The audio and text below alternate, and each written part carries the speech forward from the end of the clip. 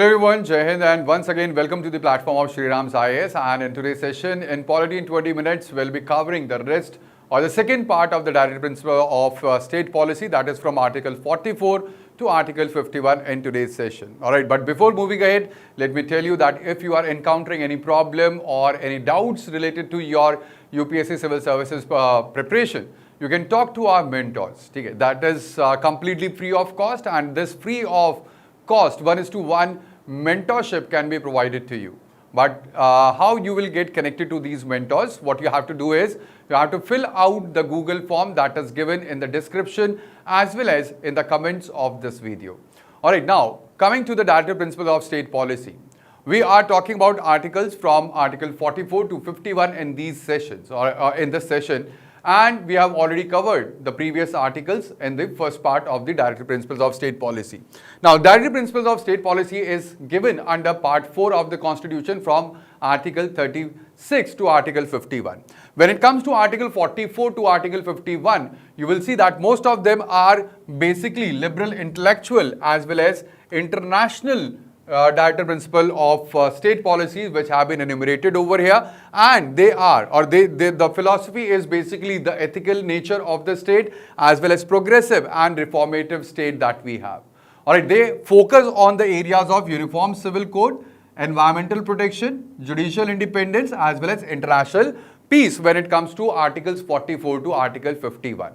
So I told you before that we have classified for our own purpose these Directive Principles under three categories: socialist principles, Gandhian principles, as well as the liberal intellectual principles. So today we'll be talking about articles from 44 to 51. However, there are certain articles over here also which are basically from the Gandhian ideals or they are the socialist principle. Like for example, when we are talking about Article 47 or Article we are talking about Article 46 or Article 48. So they are basically, they deal with Gandhian philosophy and with the socialist principles as well.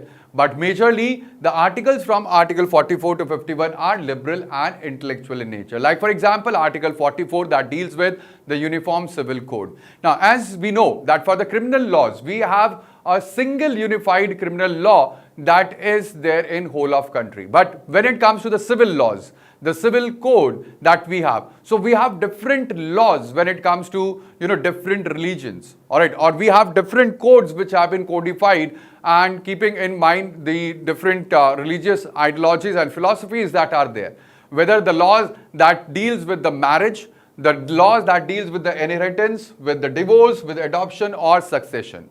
So we have different laws. Now, the Uniform Civil Code actually tries to lay down the similar kind of single code or uniform code as we have for the criminal codes. Alright, so that is what it tries to lay down, that state shall endeavor to secure a uniform civil code for citizens throughout India. Alright, and the objective behind having a uniform civil code is to have a national integration across communities, as well as the gender justice through uniform laws and the secularism in personal matters. Over here, when it comes to this, there is a constitutional debate and a constitutional tension when it comes to Uniform Civil Code, because the right to freedom of religion has been provided by the fundamental rights. But at the same time, when we talk about Article 44, that is for the Uniform Civil Code. However, there had been certain judicial perspective as it comes to the Article 44. In 1985, in Shah Bano case, there is a recent movie also released, Haq movie, and that is based on this particular case law, that is Shah Bano case, where the Supreme Court urged the Parliament to implement the Uniform Civil Code for the gender justice and equality. In 1995, there was Sarla Mudgal case where the court condemned that conversion to a religion or conversion to Islam for the purpose of bigamy cannot be upheld. Alright, just for the purpose of bigamy, if a person is converting to Islam, that will not be considered as a conversion. Alright, and in 2023, in Paresh Bhai Patel case, the court reiterated there is need for national consensus before the UCC or the Uniform Civil Code can be implemented in India. Alright, right now the UCC or Uniform Civil Code remains a directive principle and it is not enforceable. Goa is the first state where we have the Uniform Civil Code existing civil code framework, and Uttarakhand also implemented a Uniform Civil Code last year. Alright. At the same time, when it comes to the Article 45 that provides for the early childhood care, the original text was that there would be free and compulsory education up to age of 14. However, there was an amendment, and that is right to education, and it implemented or it added the Article 21A to the Constitution. But at the same time, the 86th Amendment Act, which added Article 21A, it refocused the early childhood care, that is between ages to 0 to 6, and this has been implemented through Anganwadi system. We have National Education Policy 2020 that strengthens the preschool educations, and we have focused on the preschool, the preschool education and the cognitive development foundation for the children between the age of 0 to 6 years. There's Article 46. Next article is 46, that is for uplifting the weaker section in education as well as for protecting them from justice.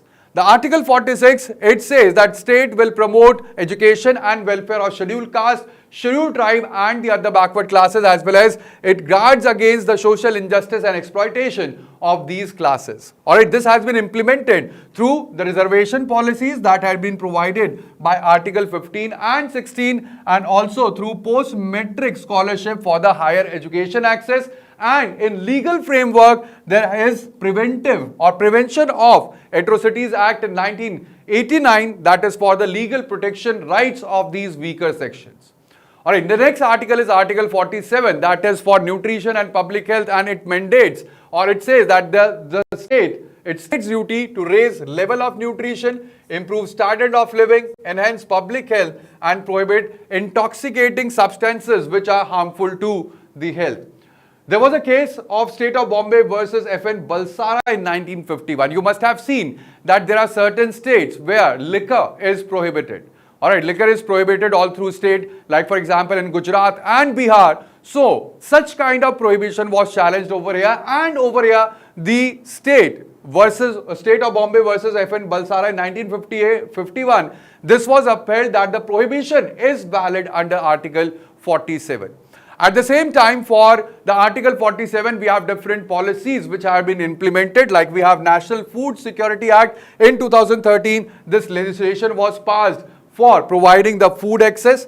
There is Ayushman Bharat scheme, that is for the universal health coverage, and also we have Poshan Abhiyan, that is a nutrition mission for the children as well as for the mothers. So these are the certain policies that we are implementing for realizing the Article 47.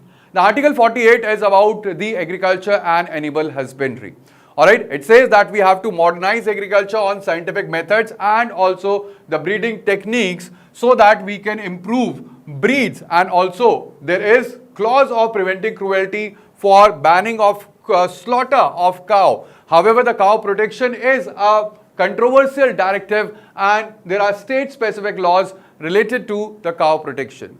Now, the philosophy over here are based on Gandhian ideology, but at the same time, there is a scientific temper also that is implemented, and it balances both Gandhian ideology along with the scientific temper. And there had been a success story for the Article 48, and that is the NDDB, that is National Dairy Development Board, that led to the White Revolution in India.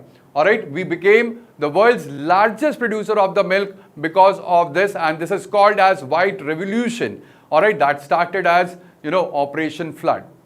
Then later on we have Article 48A that provides for the environmental protection, and it was added by 42nd Amendment Act of 1946.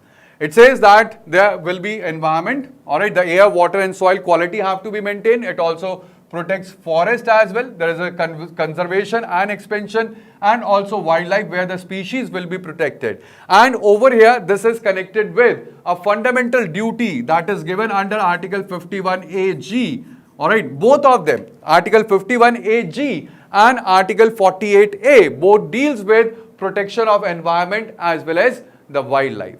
Alright, MC Mehta cases were there, which were the judicial activism on the pollution control, various cases that were filed by MC Mehta, and also when it comes to Godavarman case, over here there was a comprehensive forest protection guidelines that were laid down by the Supreme Court in 1997.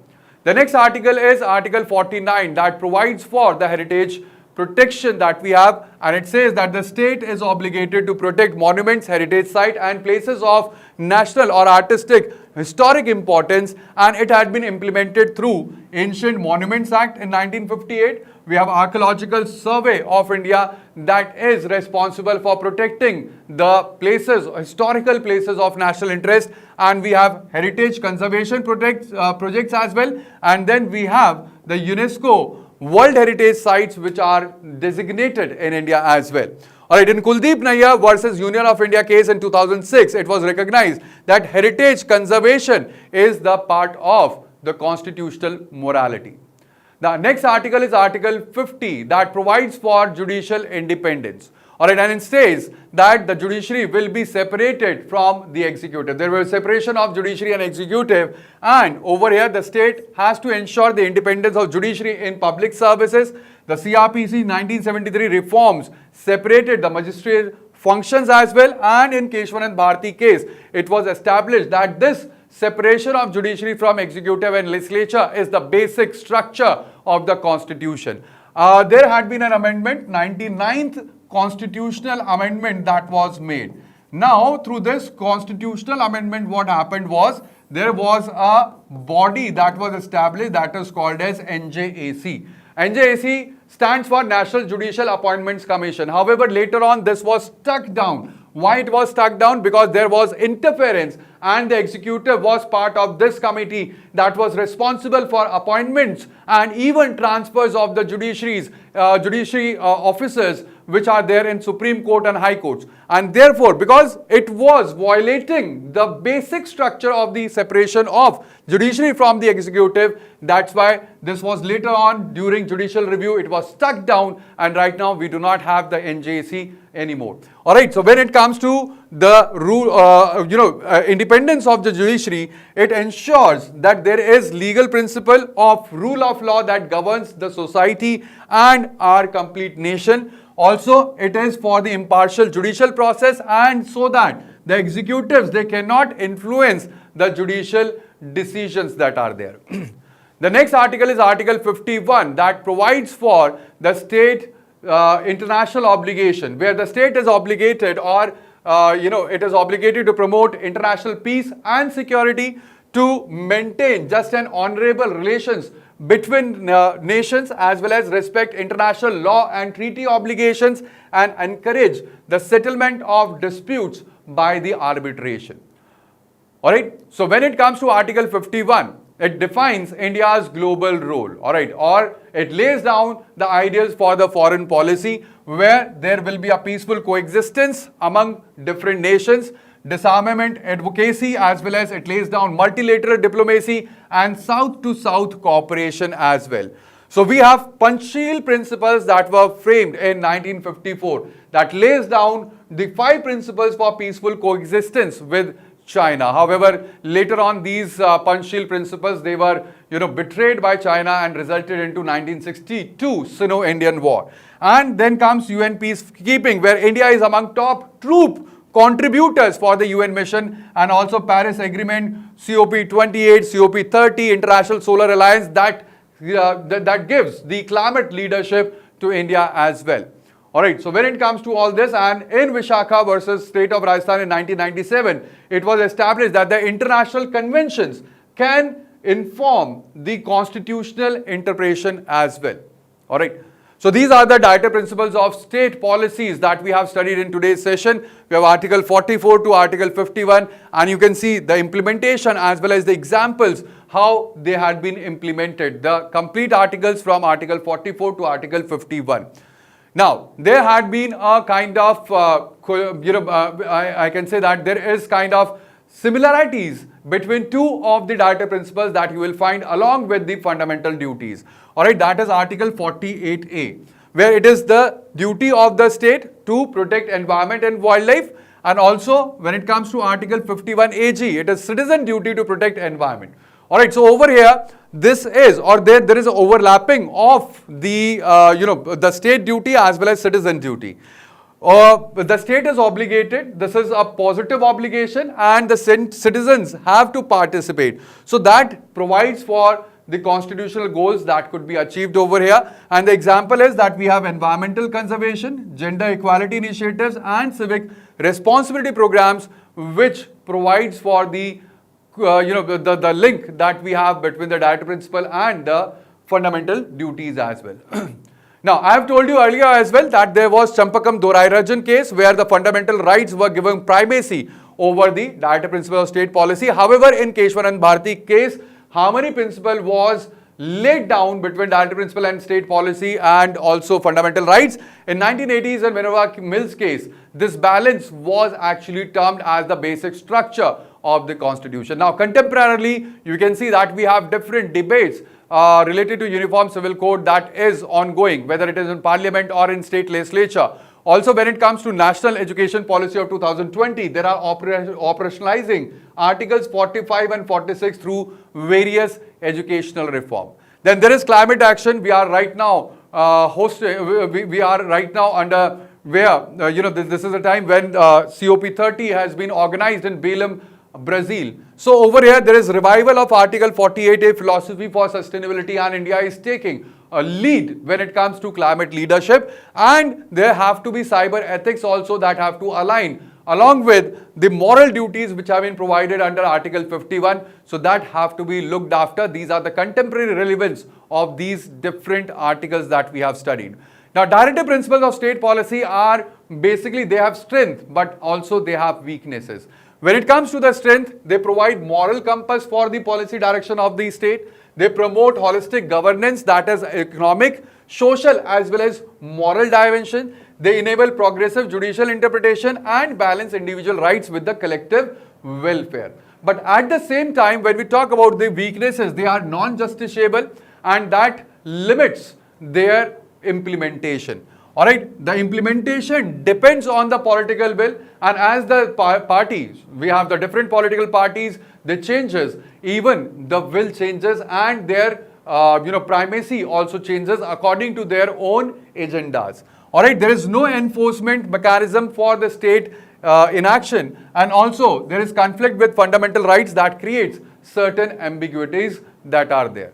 Now, there are certain reform suggestions that you could give when you are writing the answer in your mains, and the reform suggestion is that there has to be a DSP, Directive Principle State Policy Implementation Index that should be there, that would measure that how these Directive Principles of State Policy have been implemented by various government, and there would be a measure of annual progress across all the different Directive Principles which are there.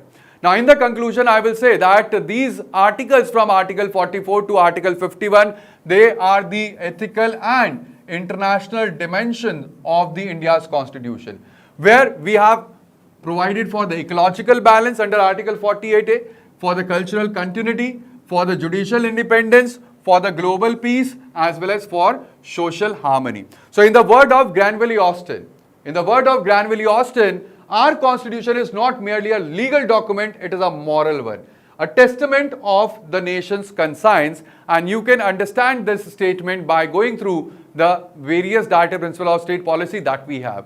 Alright, so that would be all in today's session. We have covered with the Directive Principle of State Policy. With this note, I will take your leave. In next session, we'll talk about the fundamental duties. But do not forget to like and share this session, and also subscribe to our channel so that you can be updated with such more informative videos. Thank you. Bye-bye. Take care and Jai Hind.